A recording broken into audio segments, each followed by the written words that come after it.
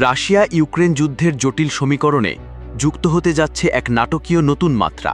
Kim Jong উন একা রাশিয়ার পক্ষে যুদ্ধে অংশ নিতে অতিরিক্ত 25,000 থেকে 30,000 সৈন্য প্রেরণের পরিকল্পনা করছে, যা চলমান সংঘাতে উত্তর কোরিয়া সামরিক উপস্থিতিকে প্রায় 3 গুণে বৃদ্ধি করতে পারে।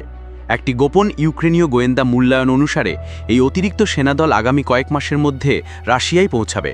তারা গত নভেম্বরে প্রেরিত প্রায় 11,000 উত্তর কোরীয় সৈন্যের সাথে যুক্ত হবে, যারা ইতোমধ্যেই কুর্স্ক অঞ্চলে ইউক্রেনীয় আক্রমণ প্রতিহত করতে ভূমিকা রেখেছে। এই বৃহৎ প্রতিশ্রুতির একটি মর্মান্তিক দিকও রয়েছে। পশ্চিমা কর্মকর্তারা ইঙ্গিত দিয়েছেন যে প্রথম দলে প্রেরিত প্রায় 4,000 উত্তর কোরীয় সৈন্য নিহত বা আহত হয়েছে।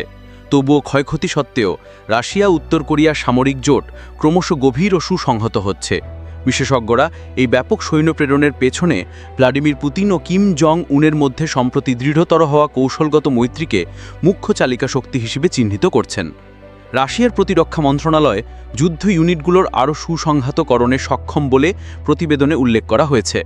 অর্থাৎ উত্তর কোরিয়ার এই সেনারা কেবল সৈন্য সংখ্যা বৃদ্ধি নয়, বরং সম্ভাব্য বড় ধরনের আক্রমণাত্মক অভিযানের সক্ষমতাকেও শক্তিশালী করতে পারে। প্রমাণস্বরূপ রাশিয়ান সামরিক পরিবহন বিমানগুলোকে সেনা পরিবহনের উপযোগী করে পুনরায় সজ্জিত করার কাজ চলছে বলে স্যাটেলাইট চিত্রে ধরা পড়েছে। দক্ষিণ কোরিয়ার গোয়েন্দা বিভাগ এই তথ্যের সত্যতা নিশ্চিত করেছে, জানিয়েছে উত্তর কোরিয়া ইতোমধ্যেই সেনা নির্বাচন শুরু করেছে এবং লক্ষ্যমাত্রা অনুযায়ী জুলাই বা আগস্টের মধ্যেই সৈন্যরা রাশিয়ায় পৌঁছাতে পারে। 2024 সালেই পয়ং মস্কোকে 100টির ব্যালিস্টিক ক্ষেপণাস্ত্র এবং 90 লক্ষেরও বেশি গোলাবারুদ সরবরাহ করেছে জাতিসংঘের এক যৌথ প্রতিবেদন অনুযায়ী।